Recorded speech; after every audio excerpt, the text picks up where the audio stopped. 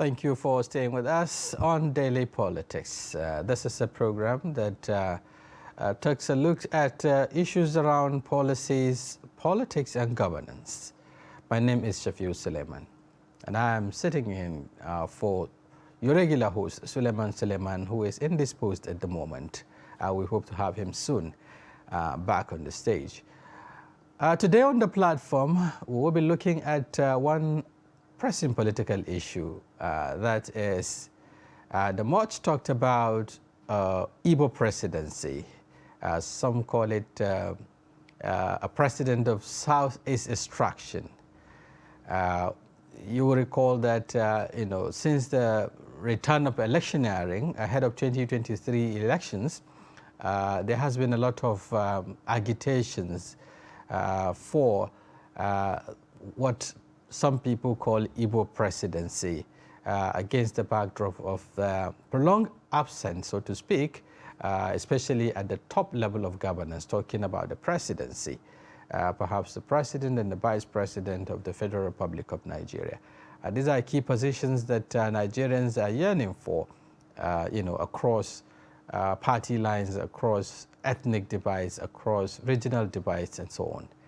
Now, we'll be looking at this against the backdrop of the impediments, to this, and of course, the prospects, if you like, or the imperatives. Well, the Igbos, some would say, have not been, on the saddle for a very long time, for decades now, since even, right from after independence, when we had then the late General Ironsi, and that is on the military front now. But at the democratic front, if you like, the Igbos lost touch with the seat right from the Second Republic. That was in the early 80s. When we had Dr. Lese Kweme, then as a running mate to late Shagari, who was a civilian president. And after that, we had, series of democratic transitions. And the closest the Igbos had was, the Senate presidency. We had the Pius Anyim, who was at one point a Senate president of the Federal Republic of Nigeria. And since then, there has been this continuous agitations and yearning for the IGBO presidency. Yes, recently there has been also calls by some prominent Nigerians, elder statesmen, appealing, so to speak, to other sections of the country to consider conceding, the presidential slot to the Southeast, courtesy of the zoning arrangement and so on, which is also another key issue that has been agitating the minds of politicians across party lines. The APC and the PDP are yet to decide on where the flag bearer, the presidential flag bearer of their parties, should emerge. So we'll be looking at all of these issues against the backdrop of a contemporary political situation in the country, where we're running, a presidential democracy that requires, people to go to the polling units and, elect leaders of their choice. So we'll be looking at all of this on Daily Politics tonight, and I have in the studio to discuss these issues Malam Ilyasu Gadu, who is a political affairs analyst. We'll also be joined by Kacho Ononuju, Dr. Kacho Ononuju, who is one of the consistent advocates, for the IGBO presidency. He'll be joining us via Skype, from Ikeja in Lagos, Southwest Nigeria. Doctor, if you're there, thank you for joining us. Thank you for having me. Right.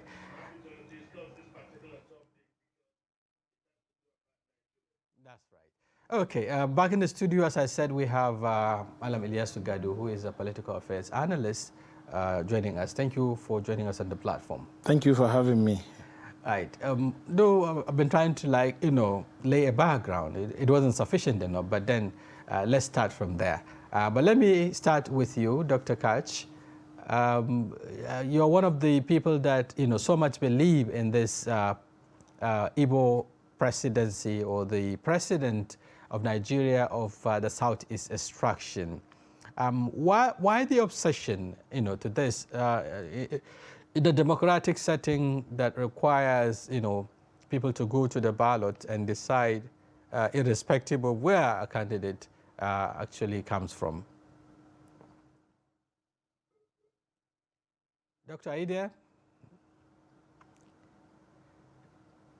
Okay, so while we try to, get Doctor to respond to that question, let me put it to you, Malam Ilyas Gadu. Yes, I'm sure you've had or you've been hearing about this agitation, consistent agitation, sometimes even threats by some political actors, especially of the Southeast extraction, concerning this IGBO presidency. What do you make up with it in the first place? Well, in the first place, I would say that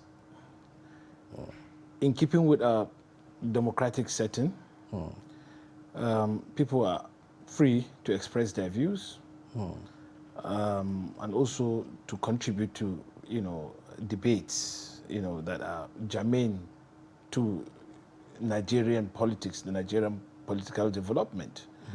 And in this regard, the call for IGBO presidency, or an IGBO man, a president of IGBO extraction, Southeast extraction, should be considered in that direction. And intrinsically, there is nothing wrong with making such, appeal. And then, of course, if you consider it's coming from people who have been in the thick of politics in this country for a long time. We're talking about people like Chief Edwin Clark and Chief Ayo Adebanjo and some other people who have made such, appeal vigorously, in fact. And some also have made it in such a way that, look, we need to be able to have inclusiveness in this country, and that inclusiveness would not be complete if we do not have a major component of the Nigerian Federation, which are the Igbos of Southeast, considered, for the highest position in the country, which is the presidency.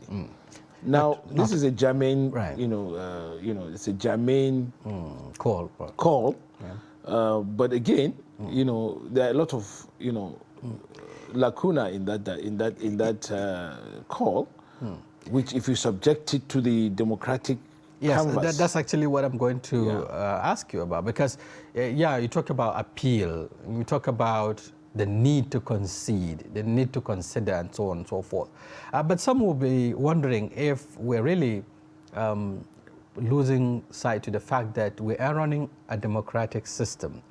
And a democratic system requires people to go to the polls, requires first the aspirants or the candidates to reach out to Nigerians, across regional divides, across ethnic divides, to market themselves, to market their ideas, and then get the votes of the people.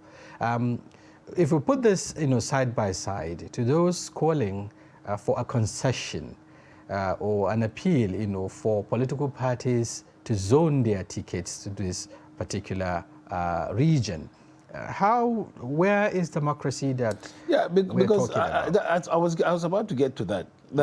Against the background of the freedom of speech and freedom of association granted by the Constitution for individuals to air their views, to vent their feelings about, germane national issues. Against that background, it can be admitted that, yes, this is a germane call.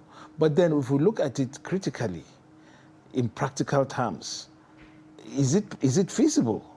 Is it realizable? That is where the question is. That's where that's the kernel, of the discussion. And that's why we have to really, really look at it. And as you said, yes, this is a democratic setting we have. And we all know what democratic setting is all about. It's about plurality of ideas, plurality, and at the end of the day, plurality of choice. You do not stymie the right of the individual to be able to say, look, this is what I want to do. It's my right to vote, to vote XYZ or not to vote XYZ. It's my right. Nobody should compel me. It's based on my own conviction that this person or that party or this merits my vote. Okay. And I cannot be compelled to concede what I do not want to concede. Unless if you want me to... It's a matter of choice now. If you want me to concede, then of course you have to give me the reasons, germane reasons why I should concede. And it should be based on discussions, based on dialogue, based on give and take, based on the fact that there's something in it for me. Right. Okay, we have Dr. Kachi Ononuju right now. Perhaps that would be the next point of call. And let me ask Doctor this. Doctor, before you came back, after we lost touch with you, due to the technology issues, Malam Ilyas Gadu here in the studio is talking about, the fact that we are running a democracy which requires, that people should reach out or market their ideas, market themselves as candidates, and the electorates have the ultimate choice, the right, to decide who governs. And then we're looking at it, just opposing it with the calls and appeals, that other sections of the country should concede, this time around the presidential slot to the southeast. How would you respond to this?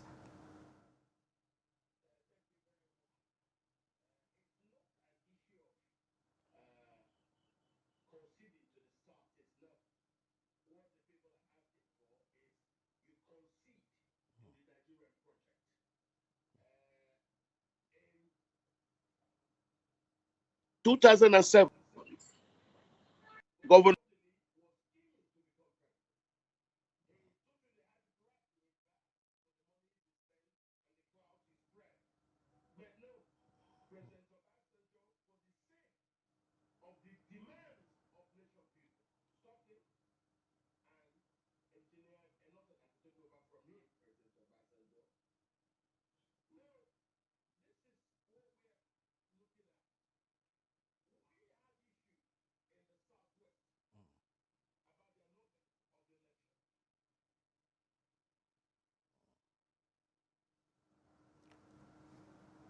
Well, I think the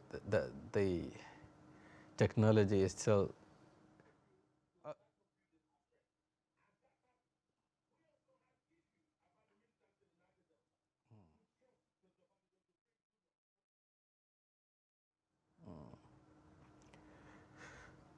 Oh, that's a very serious challenge with the technology there. We hope it get improves, as we proceed. But you've had, some of the...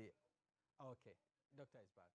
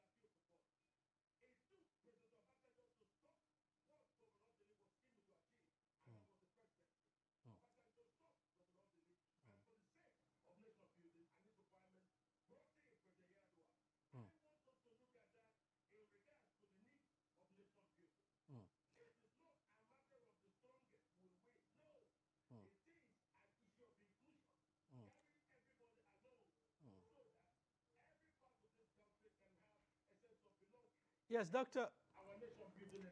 Yes, doctor.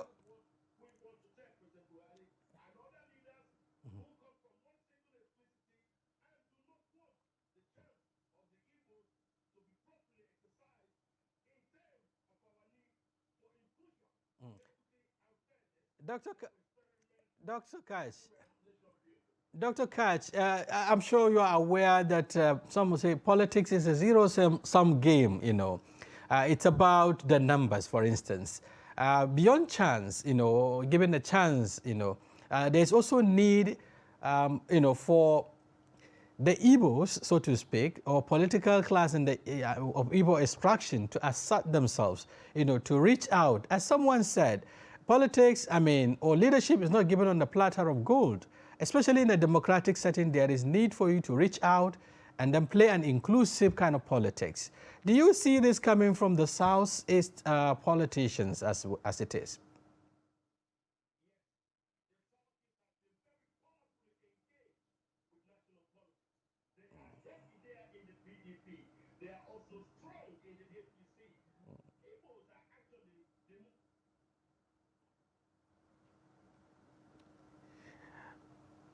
Well, still battling with the signal there. We hope Doctor will be back. Okay, I think it's back.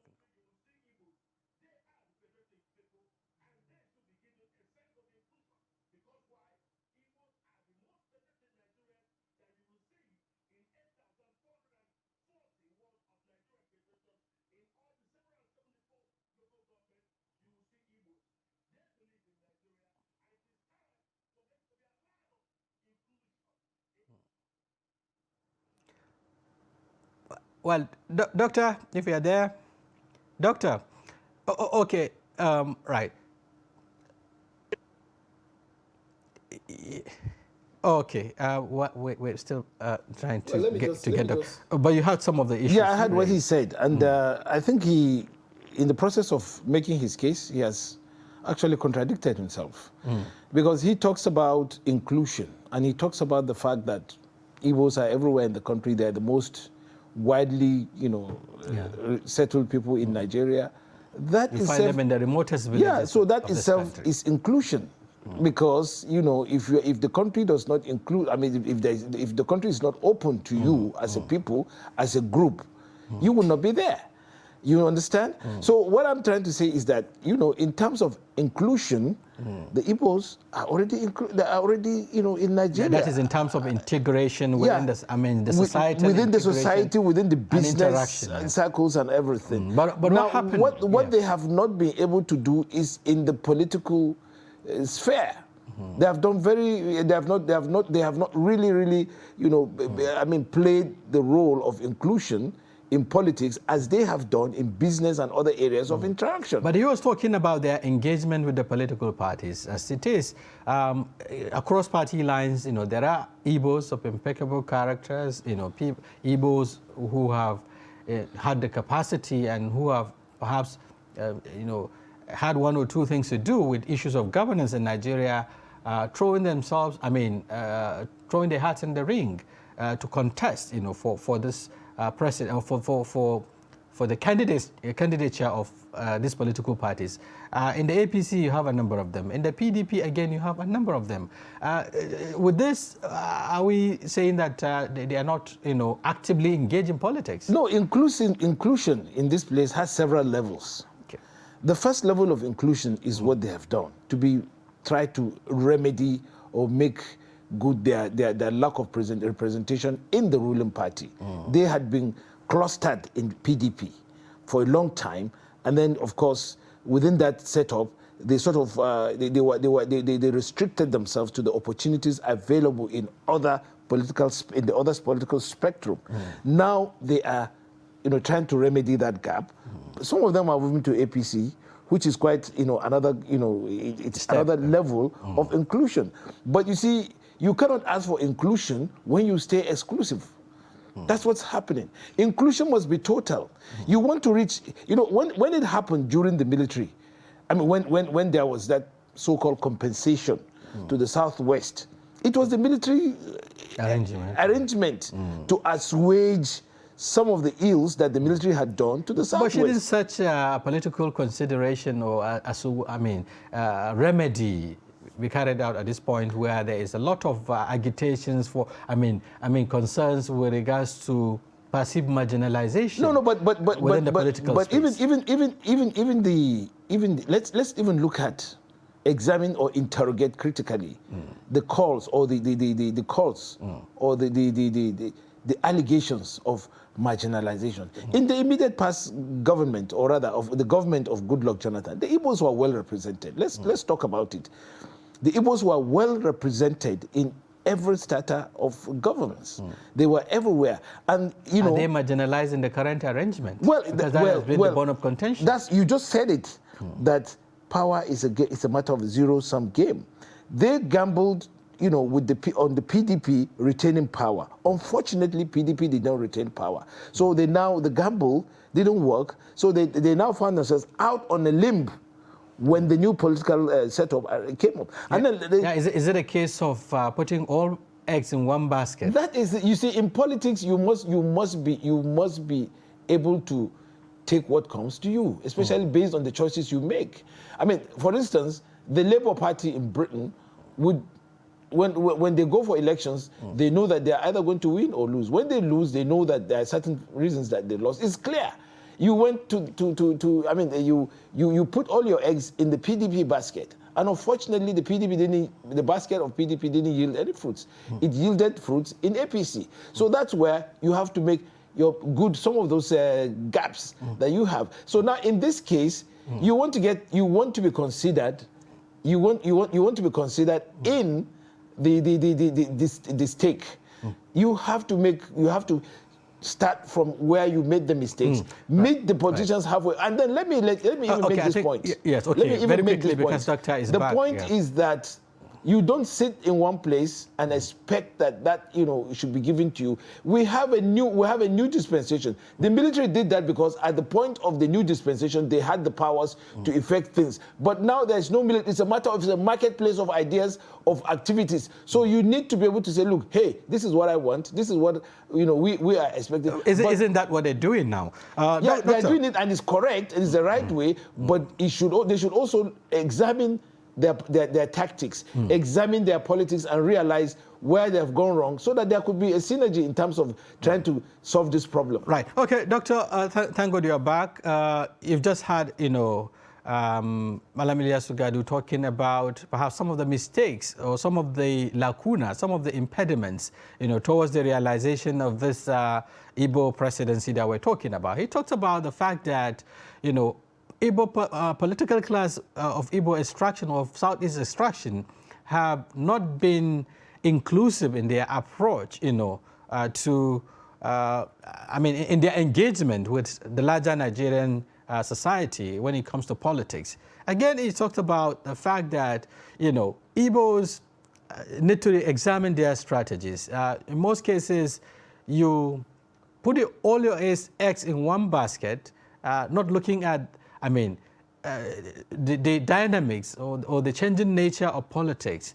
It seems to be focused in one direction, and if that fails, automatically you are out of the game. How would you respond to this?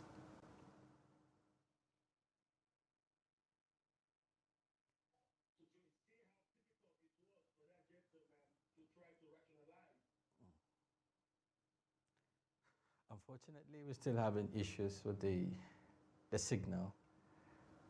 Doctor, are you there?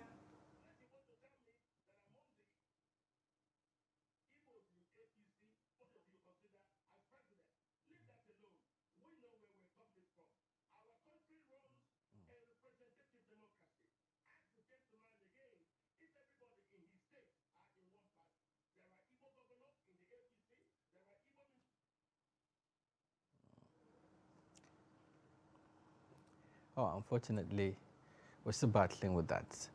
We hope the signals get better. Okay, yes, he's talking about, you've had the last point he made, that politics is diverse. It is not just about, okay, Doctor, you're back, okay.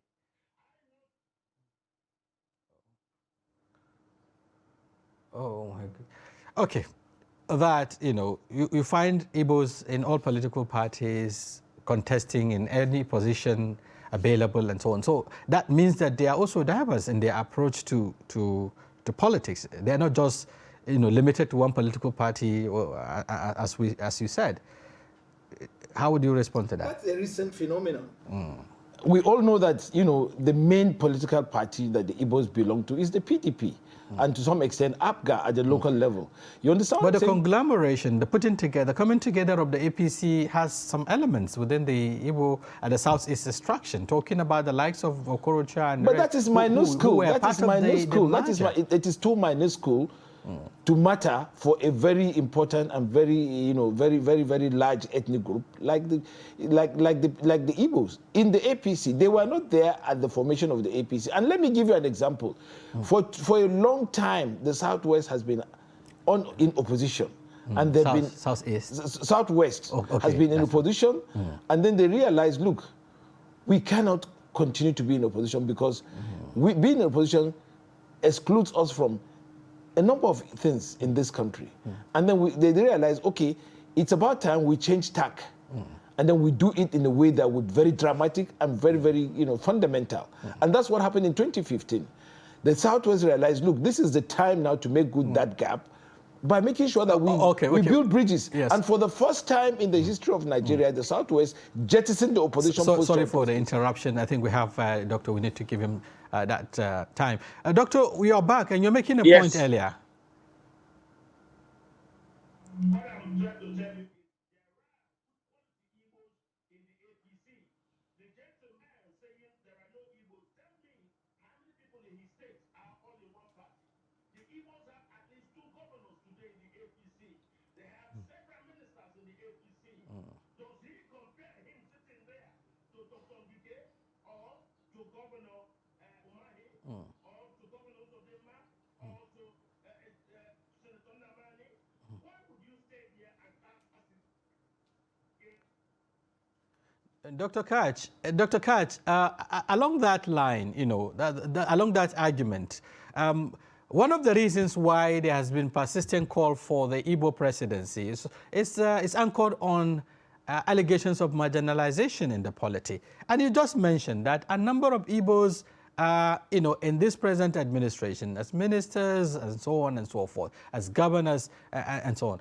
But then it's one of the reasons why, you know, there's this agitation that, okay, we're not, the Igbos were marginalized in the scheme of things, especially in politics. How would you reconcile these issues?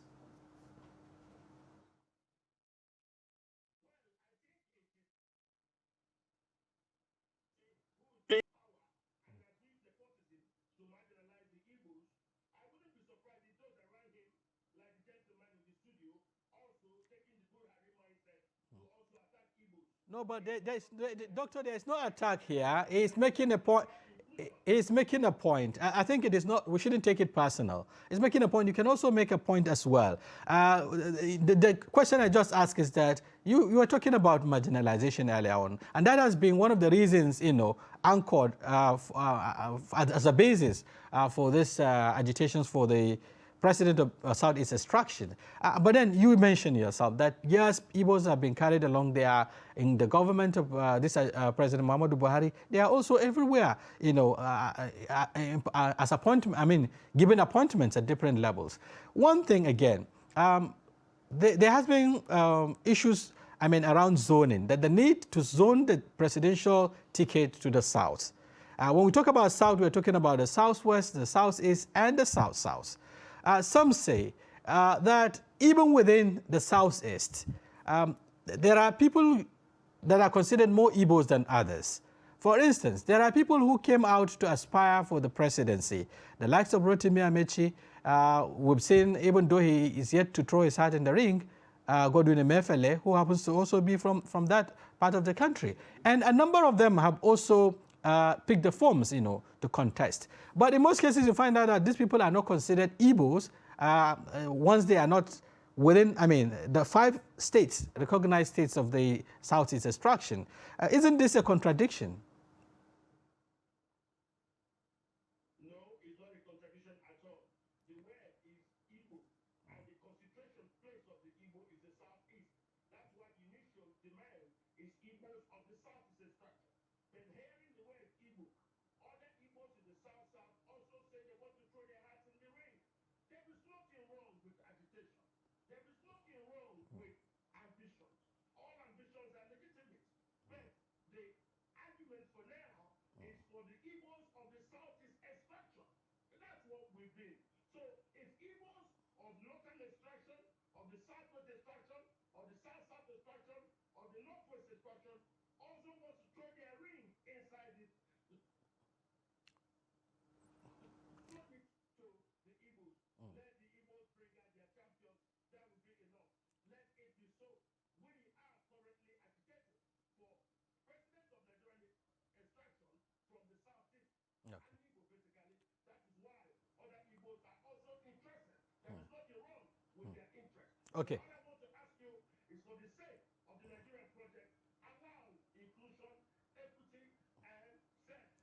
Okay. We can have peace and unity to run properly the Nigerian project. Yes, Doctor, now, some would say the starting line perhaps is for Igbo leaders, even though they are making an effort now, to see how they can, speak with one voice, perhaps bring together, these aspirants. I know as at the last count, there are about 17 aspirants from the Southeast who are eyeing the #1 seat. Now, perhaps some would say the starting line is for you to be able to come up with a formidable front, that is, agree on a consensus candidate that can, represent the region and, by extension, Nigeria, the Nigerian project you've been talking about. Okay. So I think we lost the signals. But then let me put this same question to you. Talking about, the need to trim, the number of aspirants. The Igbos are, wanting to speak with one voice, wanting to present a common front. But there are a number of aspirants, who are emerging from that part of the country. And then some are looking at it, certainly there is need for the Igbo leaders to, forge a consensus kind of. Do you see that happen? You see, the social construct of the Igbos, socio-political construct of the Igbos is what they call Igbo Ohanaeze. That's people are the rulers or the kings. In Igbo land, unlike in the north or the southwest, the concept of, one monolithic political or social entity, it's not there. They're in different states. You have the Arochukus, you have the Mbises, you have the, and the rest of them. They're all. That's how they are. They are Republicans in a way in that sort. In composition. So it is always very difficult for them to have a consensus, and you could see it's both the strength and the weakness of the Igbo, because where there is need to have a consensus quickly on some issues, it's not always easy to do that, because everybody believes, look, I'm Nkwere, I am this, I am Aro, I am this, I am they call them Ndimbao here, and the rest of them. That's the Igbo, thing, and you have to respect that. I am from what do you call the Aba people? What do you call them? That so what I'm saying is that it's a peculiarity of the Igbos. We have to understand them. But again, you can't approbate and reprobate. If you want it done for you, you have to sit down and look at your own house and decide that, look, the way we want to go about it is to go about it in a concerted manner. Yeah. And we can't go, you can't go looking for political concessions when your house is not divided. Forget about, you have to be able to make some in-house introspection and to be able to make things work for you at that level first before you confront or you get to that level, because other people may not be able to understand your own, the way you do your things. Right. Okay, we'll get Doctor to give us more, insight on that when we return. In case you're just joining us, the program is Daily Politics, and today we're looking at one prominent issue that has been on the front burner in Nigeria's polity, talking about perhaps rotational presidency, but this time around, IGBO presidency. We're looking at the imperatives and the impediments. And I've been interfacing with Malam Ilyas Gadu, a political affairs analyst here in the studio, and Dr. Kacho Nonuju, one of the advocates, for the IGBO presidency. We'll return shortly after the break. Stay with us for more insights.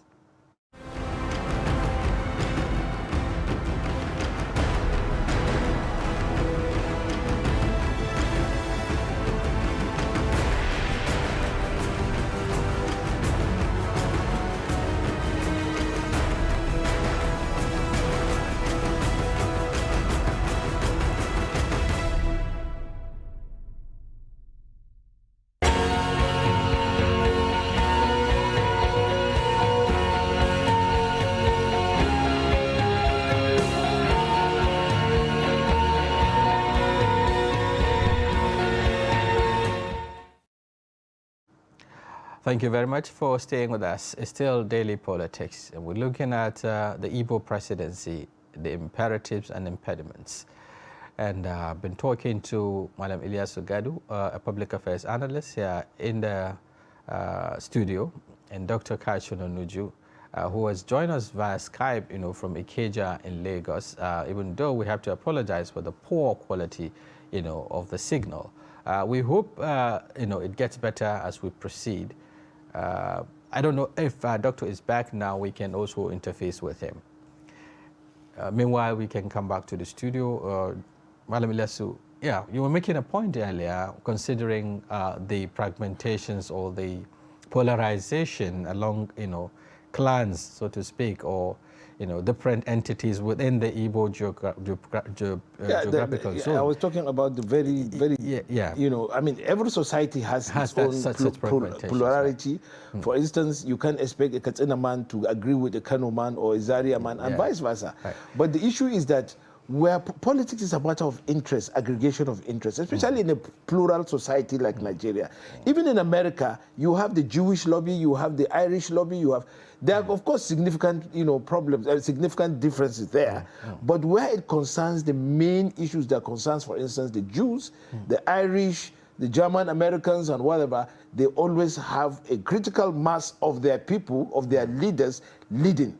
And that's where most times they go. Yes, Dr. Kach has been talking consistently about the Nigerian project. Yeah. I would have loved to get him, to elaborate on that. We'll do that as soon as the signal, improves. But then, there has been this concerns with regards to how the Igbos perhaps perceive the Nigerian project, looking at the violent agitation, coming from that region.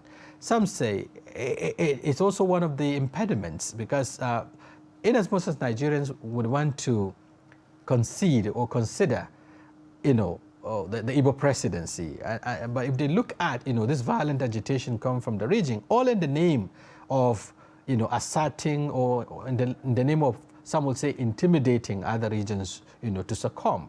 I don't know how you're looking at it. No, I think it's not helpful to the Igbos and to the Nigerian project. I mean, on one hand, you are asking, a group of people are asking for Nigerians, for larger body of Nigerians to consider them for this very important position. On the other hand, we see elements, very, very strategically placed elements in those areas, encouraging, actively participating in some of the anti-Nigerian issues, anti-Nigerian projects, anti-Nigerian activities that, for instance, that are happening.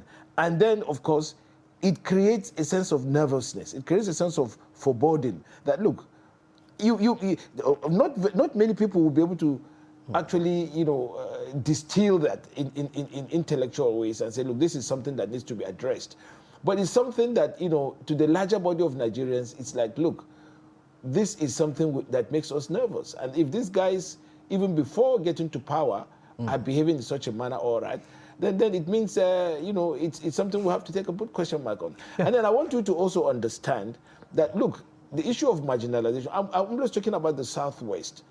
During the government of Goodluck Jonathan, the Southwest was virtually non-existent. The highest position that the Southwest had was a Minister of Agric. For a group of Nigerians that have virtually the first of everything. They have the first engineer, first accountant, first lawyer, and they have a whole body of people, profession. They dominate the professions and professionals and all that. But in the government of Goodluck, they were virtually out of it. But they went back, strategized, and then the critical mass of the Southwest politicians decided, look, let's change tax. Yeah. That is the way to do it. You have to do it in an evolutionary manner, not staying static. Yes, you're talking about the Southwest. What about the Northeast, for instance, which has one of the, the larger blocks, so to speak, when it comes to voting population? The Northeast has been out of the game, especially at the top level, for instance, since independence. Has never been in the game. Independence. Well, Doctor is back, so let me put this to him straight. Dr. Kach, thank you for joining us back. Dr. Kach Ononuju? Okay. So, talking about marginalization or allegation of marginalization, just like you said, the Southwest perhaps, had a fair share of it. Obasanjo was there for 8 years. We now have the Vice President Osibanjo for another 8 years. So they had a fair share of it. But there are other... government of Goodluck Jonathan, they were nowhere. Yeah, but then there are other regions that are yet to even talk about. They've been fully marginalized, so to speak. Yeah. Since we're talking about, geopolitical zones now. Yeah. Because if we're talking about IGBO presidency, we're talking about a geopolitical arrangement. Yeah. Because there is south-south, there is southwest in the south. And then here in the north, we have the northeast. That's where I come from. The north central and the northwest.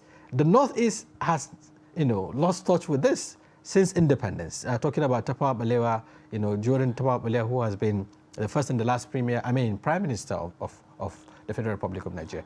So, but then we haven't had much about, this region agitating but then it's politics. Every region has to speak for itself.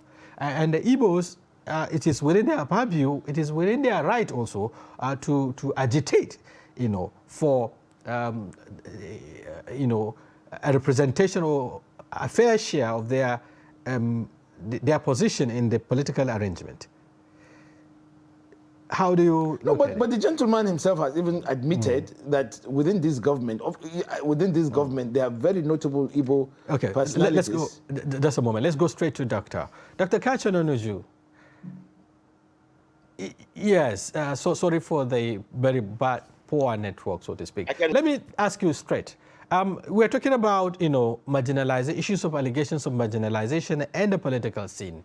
And we're looking at, the fact that other regions in this country have also been marginalized. If we're talking about the IGBO presidency, which is talking about the southeast, agitation, we also have in the north a particular region, a geopolitical zone, which is the northeast, that has never had it, since independence. What would you say with regards to this, if actually marginalization is a keyword?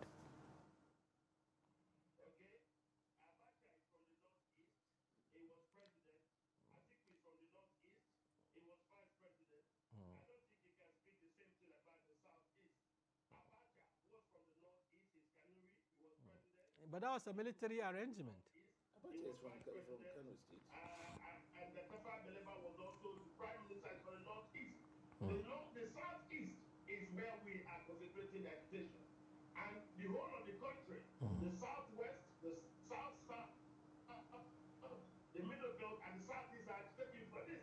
That's enough for anybody to understand that the two last regions, the northeast and the northwest, should allow the Nigeria project to progress peacefully and allow inclusion of equity, justice, and fairness by allowing to go to the south. Yes, you talked about, yes, you talked about the, yes, you talked about, the alliances, if you like, or the support the Southeast presidency is getting from the Southwest, from the South-South, and from the Middle Belt, which is very clear. The likes of Edwin Clark, the likes of Adebanjo, and the likes of Bitrus Pogu have been very outspoken with regards to the need for the consideration of the IGBO presidency. But going back, looking at another bloc, that is perhaps the Northwest, in the North generally, has not been carried along in this persuasion or in this alliances or reaching out by the Igbos. Some say this is, an anomaly, because you cannot be talking about, getting the support of the larger Nigerian populace and then leaving a section or a particular, a section of the country which is even considered, a region with the highest voting population. I don't know how you respond to this.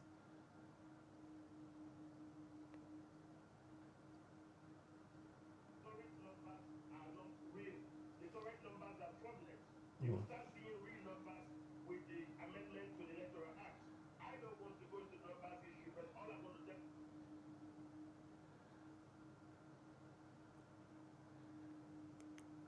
Oh, fortunately. No, but one thing I want to, one impression. As the largest part of Nigeria is to the road, the southeast, that it is not the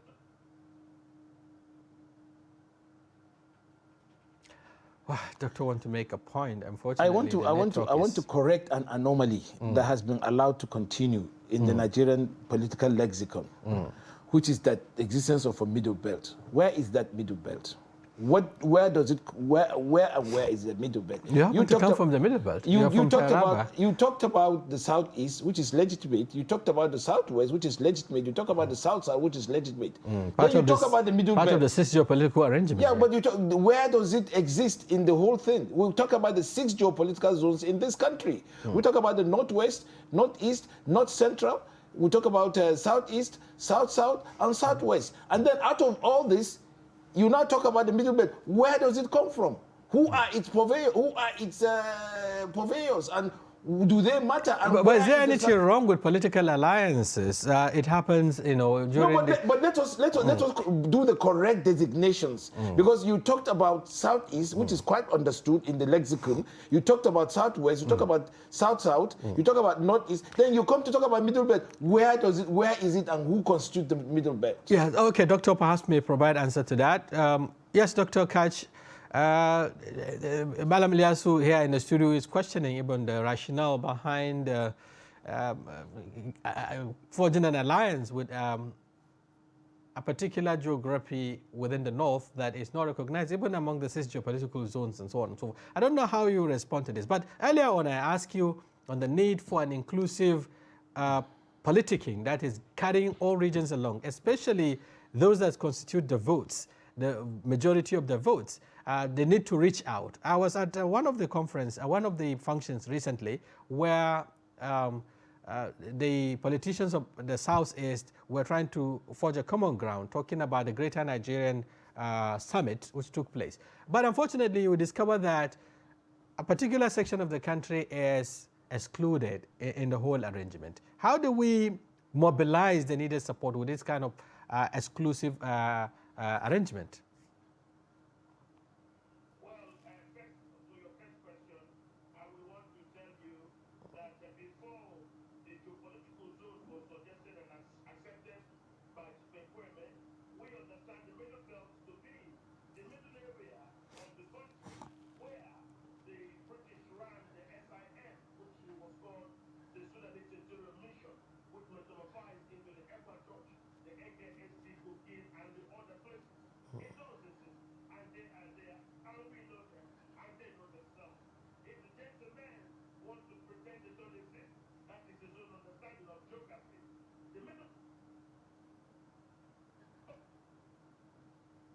North Central is a geopolitical area. So we know where we are referring to, and the people know themselves. So if you're going to use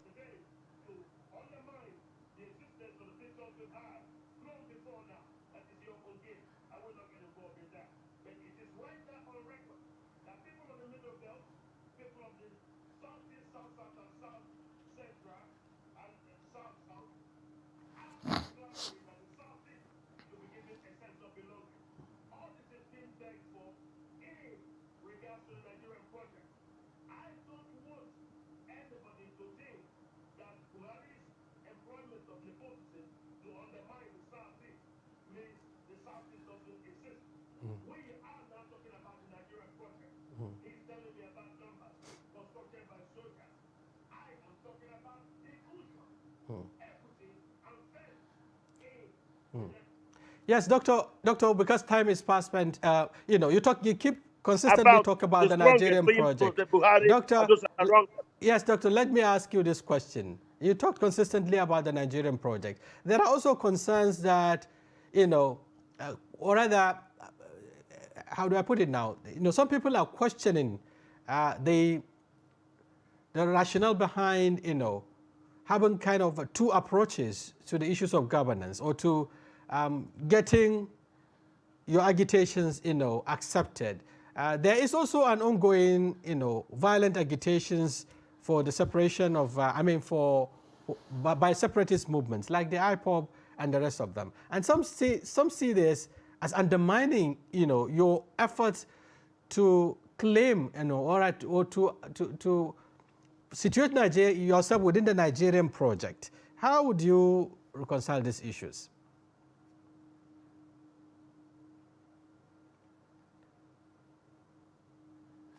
Dr. Kach, are you there? Became president while the OPC were. President Buhari became president while the Boko Haram was raging in the north. So there is nothing really crazy or abnormal with the Southeast also having some mad drivers in their motorbikes. I want you to see it from that particular prism. Is it a strategy? You who are not very happy with the Nigerian project. Is it a strategy to get to the destination now? The OPC doing the agitation because they were not happy with the Nigerian project, and we moved to bring President Buhari to calm that agitation. We also used President Goodluck to calm the Niger Delta agitation. We brought President Buhari to calm the agitation in the north. There is nothing wrong with us.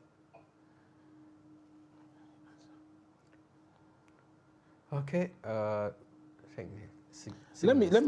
Okay, but we have to round up. I think very quickly. I think we need to understand some basic principles. Abacha was not. He's a Kanuri, but he was from Kano State. He was born and bred and raised in Kano State. All his life he has claimed Kano State. So you cannot.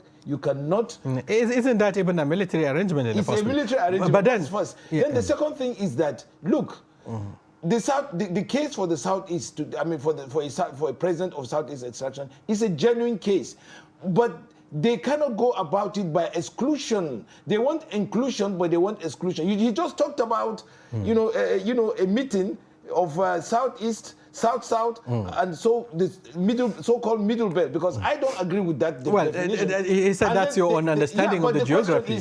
He is trying to say, okay, you want to have, somebody, the whole of a Nigerian project. Yet, you are trying to exclude a very key area of Nigeria in the dialogue. You are making that really gives you out as a hostile intent, and that will not get you where you want, because we want to have a dialogue of everybody. And then of course I want to even challenge the basis of saying the southeast and middle belt. If I call it the middle belt, it's a denigration. You call the other guys their proper geographical geopolitical designation. But he talks about the north central, where they call them the north central. Then the other issue I want to even raise is that the fact that Chief Edwin Clark and Chief Adebanjo and somebody called Bitrus Pogu issued a statement doesn't mean they represent the feelings of the southeast, south, or southwest, or the north central. So it's just its own imagination, its own feeling, and it doesn't resonate in the Nigerian discussion. Thank you very much. I think it's a continuous conversation. We hope to have Dr. back in the studio, perhaps live, so that we can have this interaction more and more. The idea is to entrench the Nigerian project, the Nigerian dream, and of course have an inclusive politics and governance that would move the country forward. Thank you very much, Malam Liasu, for joining us in the studio. Thanks very much. I hope the technology will be better next time, Yes, we also appreciate Dr. Kachi Ononuju, who has been, contributing from Ikeja in Lagos. We apologize for the poor, visual quality. We hope to have you in the studio anytime soon. Thank you. I'll be with you tomorrow in Abuja. Great. So on this note, we come to the end of Daily Politics. Today we've been looking at the IGBO presidency, the impediments, and of course, the imperatives. Thank you very much for investing your time with us. We'll do this tomorrow, God's willing, when we come up with another topic and personalities. Until then, I'm Shafiu Suleiman. Enjoy the rest of your time.